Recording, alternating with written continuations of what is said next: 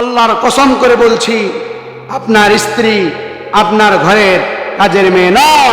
স্বামীর 3টি বদ অভ্যাসের কারণে সংসারে অশান্তি নেমে আসে, যেটা বলছি এটাই সত্যি। নাম্বার 3, অহংকার করা যাবে না, নিজের ভুলগুলো স্বীকার করতে হবে।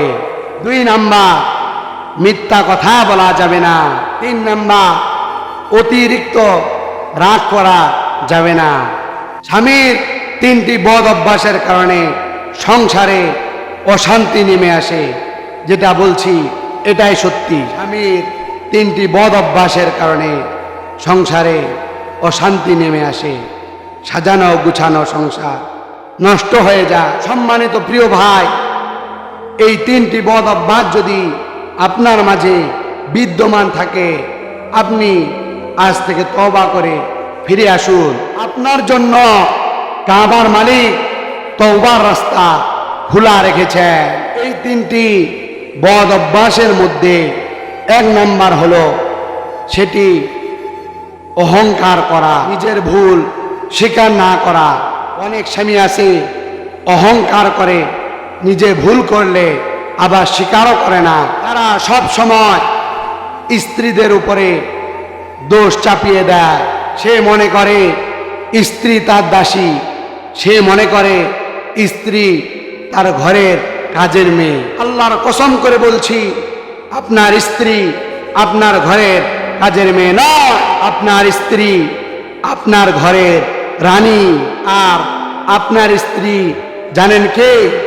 আপনার স্ত্রী হলো আরেক বাবা রাজকন্যা, যাকে আপনার ঘরে মধ্যে পাঠানো হয়েছে। সেই মেয়েটা আপনার ঘরে আসার পরে আপনি কোন অধিকারে তাকে কাজের মেয়ে হিসাবে গণ্য করা সাহস পান? খবরদার এই কাজ করবেন না। আপনার নিজের ভুল হয়েছে তো স্বীকার করুন। আমার একজন পঞ্চগড়ের ভাই আছে, আমি একদিন তার সাথে কথোপকথন করছিলাম। একটা সময় তিনি আমাকে বলল, হুজুর, আমার স্ত্রীর সাথে যখন আমার মন মালিন্য হয়, যখন কথা কাটাকাটি হয়, তখন আমার স্ত্রীকে আমি বলি, আমার ভুল হয়েছে, তুমি আমাকে মাফ করে দাও। হুজুর, এ কথা যখন আমি বলি, আমার স্ত্রী তখন সাথে সাথে ঠান্ডা হয়ে যায়। কত সুন্দর একটা কথা! ভুল স্বীকার করবে। আপনার ভুল হয়েছে তো ভুল স্বীকার করুন।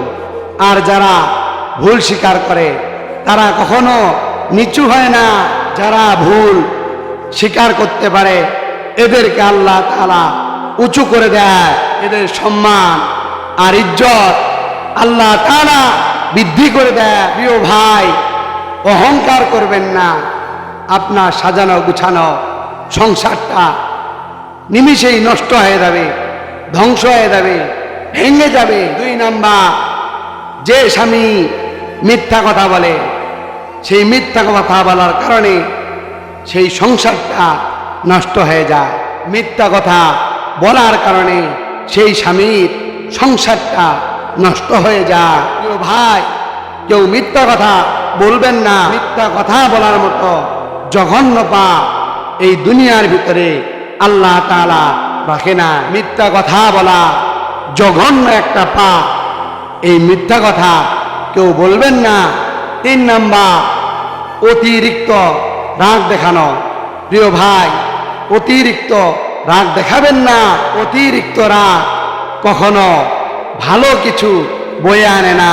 আপনার যদি রাগ উঠে যায়, যদি দাঁড়ানো থাকেন তো বসে যাবেন, যদি বসা থাকেন তাহলে শুয়ে পড়বেন, গায়ের মধ্যে পানি ঢেলে দিবেন, অন্যথা অজু করে নিবেন। দেখবেন আল্লাহ তাআলা রাগ নিয়ন্ত্রণ করে দিবে।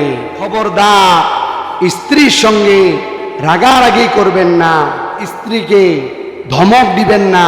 ইসলামে কঠিন থেকে কঠিনতম নিষেধ করা হয়েছে। তাহলে স্বামীর 3টি বদ অভ্যাসের মধ্যে কি কি বলেছি? 1 নাম্বার, অহংকার করা যাবে না, নিজের ভুলগুলো স্বীকার করতে হবে। 2 নাম্বার, মিথ্যা কথা বলা যাবে না। 3 নাম্বার, অতিরিক্ত রাগ করা যাবে না।